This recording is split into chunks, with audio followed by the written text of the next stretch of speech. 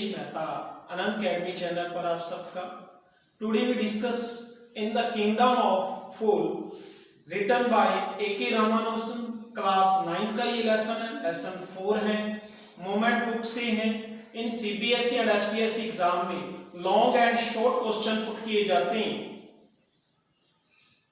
आप पहले वीडियो को शेयर कर दीजिए और लाइक भी कर लीजिए। यदि इस चैनल पर नए हो तो सब्सक्राइब भी कर लीजिए और कमेंट करना ना भूलें कि आपको ये वीडियो कैसी लगी। इन द 9th क्लास का लेसन है in the kingdom of fool written by A K. Ramanujan. In the kingdom of fool, तो लेसन के नेम से ही क्लियर है। In the kingdom of fools, lesson की नेम से ही क्लियर है।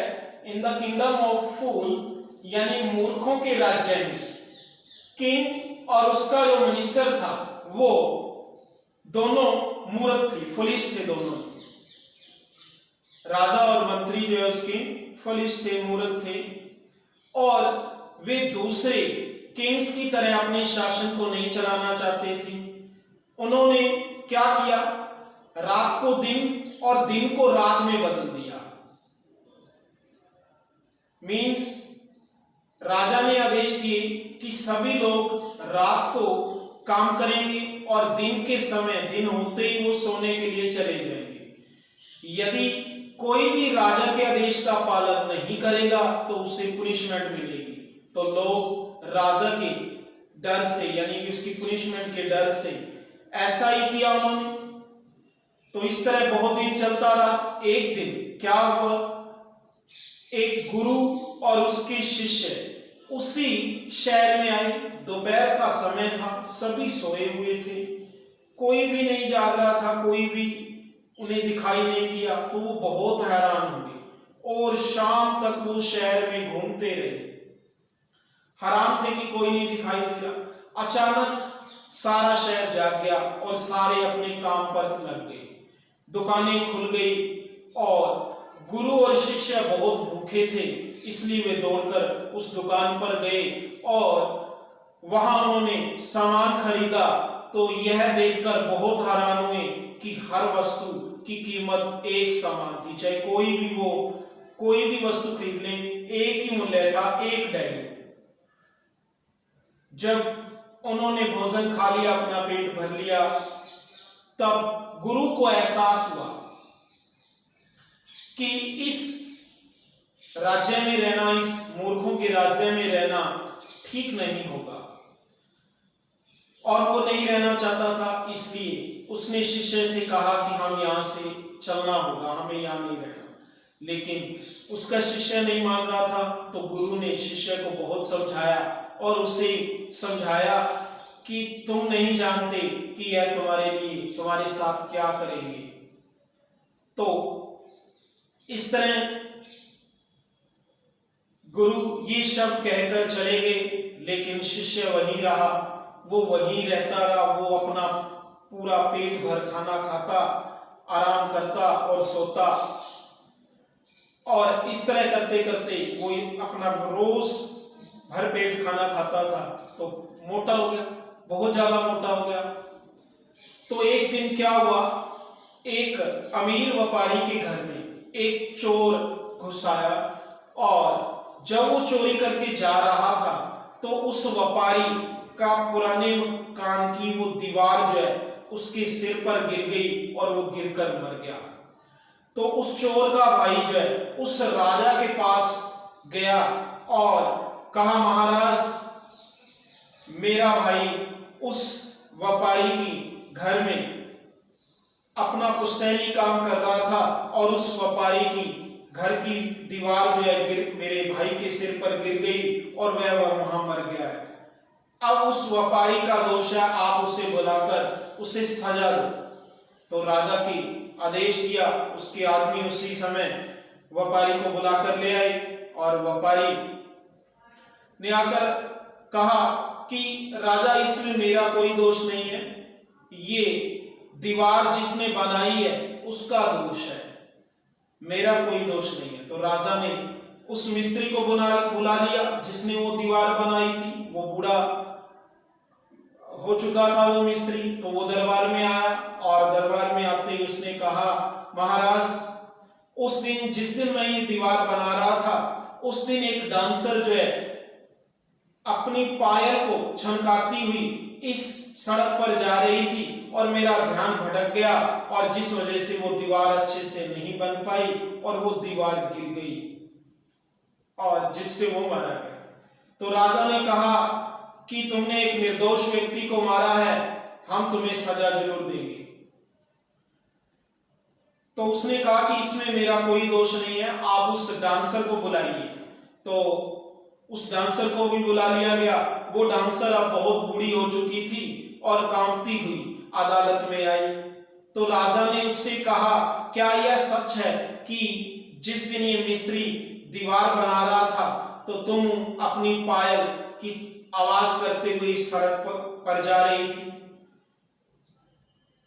तो डांसर ने कहा, यह बिल्कुल सच है कि उस दिन जो है मैं जब ये मिस्त्री मकान बना रहा था, दीवार बना रहा था, तो मैं इस सड़क पर जा रही थी क्योंकि मैंने अपने गहने बनाने के लिए कुछ गोल्ड जो है इस सुनार को दिया हुआ था और वो सुनार जो है मुझे बार बार चक्कर लगा रहा था और वो मेरे गहने बनाकर नहीं दे रहा था। और उसने उस दिन ने कहा, मुझे अभी ले जाना, थोड़ी देर तक ले जाना। इस तरह करके मैंने उस दिन बहुत से उसके घर पे चक्कर लगाए उसके पास। अब इसमें मेरा कोई दोष नहीं है महाराज, उस सुनार को बुलाइए। तो उस सुनार को बुला लिया गया और सुनार ने आकर कहा, महाराज मेरा भी इसमें कोई दोष नहीं है क्योंकि उस दिन जिस दिन मैंने, हाँ इसको बहुत, ये सच है कि उस दिन मैंने इसको बहुत चक्कर लगवाए क्योंकि मैं एक व्यापारी के गहने बना रहा था और उसके घर पर शादी थी और वो वेट करने के लिए तैयार नहीं था। और उस सुनार ने जब उस व्यापारी का नाम बताया तो पता चला कि वो व्यापारी जो है उस जिसकी दीवार गिरी थी, उस दीवार, उस मकान वाले मालिक का पिता था, यानी वो व्यापारी उस व्यापारी का पिता था। अब फिर उसको दोबारा बुला लिया गया व्यापारी को और कहा राजा ने कि जब तू अपने पिता की दौलत और गुनाह दोनों का मालिक है, तुम्हें अपने पिता की गुनाहों की सजा तुम्हें मिलेगी। तो राजा ने जो है अपने आदमियों को आदेश दिया कि इसे जो है नई सूली बनाकर, नई फांसी बनाकर इसे सजा दे दो, इसे मृत्युदंड दे दो।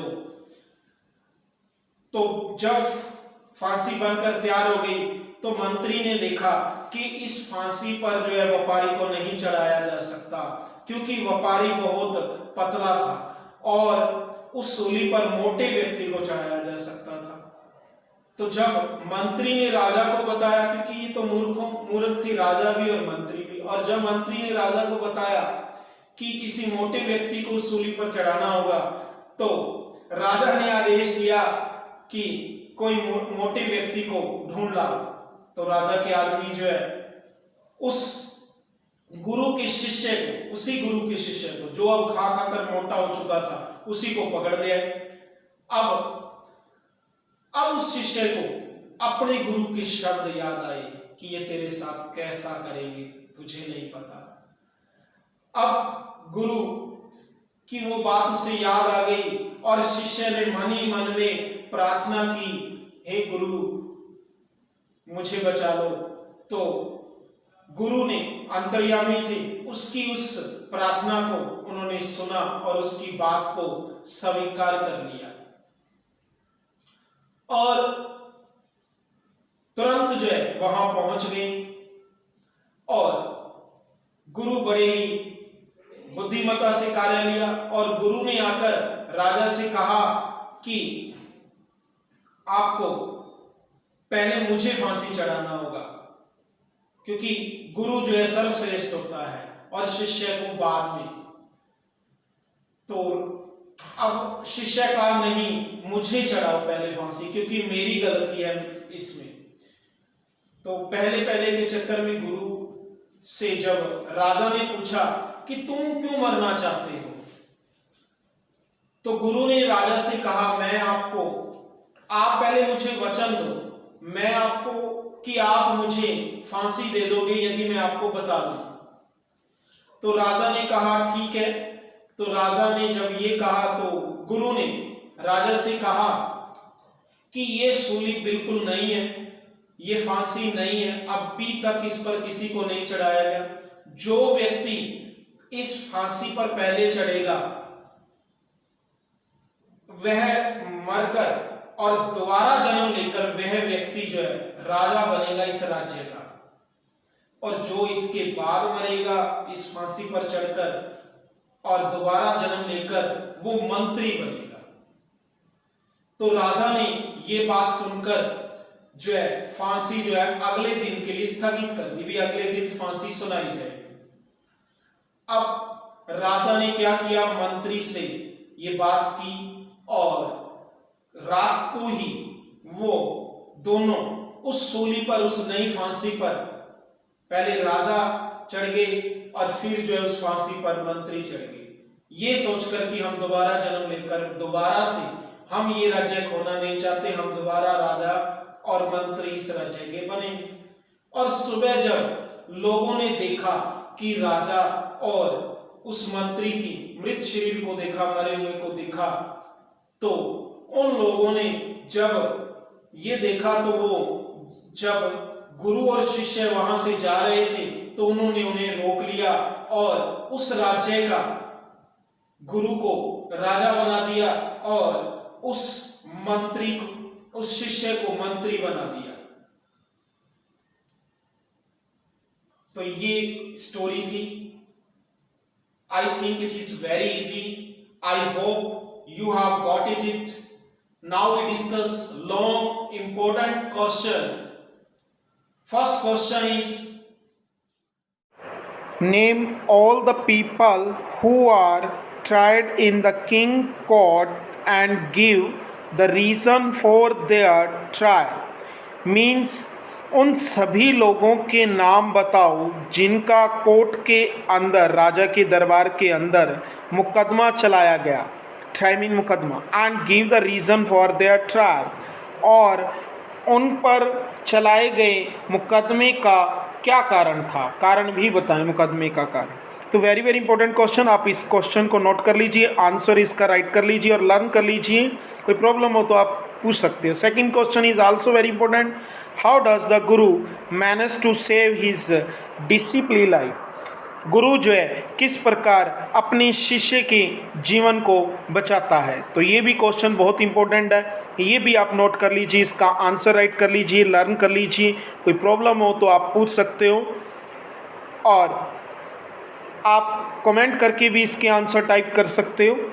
और ये बताइए आपको ये वीडियो कैसी लगी, ये वीडियो में कमेंट करना ना भूलें। और यदि आप इस चैनल पर प्लीज़ नए हो तो इस चैनल को प्लीज़ सब्सक्राइब कर लीजिए और इस वीडियो को शेयर कर दीजिए प्लीज़, आपसे रिक्वेस्ट है, बहुत मेहनत होती है इस पर, तो आप शेयर कर दीजिए और वीडियो को लाइक भी कर लीजिए। शेयर करना मत भूलें, सबके पास शेयर कर दीजिए जो